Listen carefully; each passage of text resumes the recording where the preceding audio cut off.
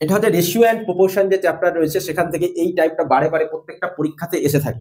অর্থাৎ fourth proportional বের করতে বলে, সেকেন্ড প্রপোর্শন, থার্ড প্রপোর্শনাল বের করতে বলে। তাই এখানে আমাদের যেটা দিয়েছে ফোর্থ প্রপোর্শনাল বের করতে হবে। তাহলে দেখো ফোর্থ প্রপোর্শনাল যখন দেবে তিনটে সংখ্যা দিয়ে দিয়েছে, দেখতেই পাচ্ছ।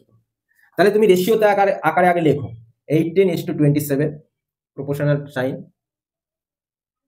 68 ফোর্থ যেহেতু বলেছে এইটা আমি জানি না, তাহলে এই জায়গায় তুমি এক্স ওয়াই যে কোনো একটা ধরে নিতে পারো, ঠিক আছে? এটা সাধারণ। এবার দেখো এটার মানে কিন্তু ইকুয়াল, তারপরে a/b আমরা জানি a/b মানে কি লেখা হয় a/b, তাহলে 18/27,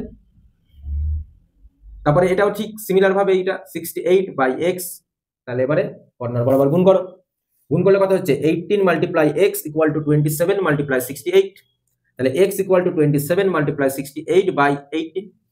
এবার তুমি যদি কাটাকাটি করো ছোট ছোট করে 3 9 27 3 6 18, তাহলে 3 দিয়ে কাটো, 3 দুগুণে 6 3 3 9 2 3 দুগুণে 6 7 দুগুণে 8, তাহলে আমার x = কি পড়ে আছে 3 × 34, তাহলে কত হলো 3 4 12 2 হাতে 1 3 3 9 10 102, তাহলে আমাদের রাইট आंसर কত হবে 102। দেখো অপশনে 102 আছে কি, এই 4 নম্বর অপশন আমাদের রাইট आंसर হবে, ঠিক আছে? তাহলে এই তোমার ফোর্থ প্রপোর্শনাল দিলে তুমি এইভাবে করবে, তিনটে দেবে, লাস্টেরটা x y z মন খুশি তুমি এটা ধরে নিয়ে রেশিওর যা নিয়ম আছে সেটাকে তুমি মেইনটেইন করবে, তাহলে তোমার অটোমেটিক आंसरটা চলে আসবে, ঠিক আছে? এই ছিল আমাদের আজকের ভিডিও। তাই এরকম টাইপের অঙ্ক দিলে অবশ্যই তোমরা এইভাবে ডিল করবে, তাতে খুব সহজেই হয়ে যাবে।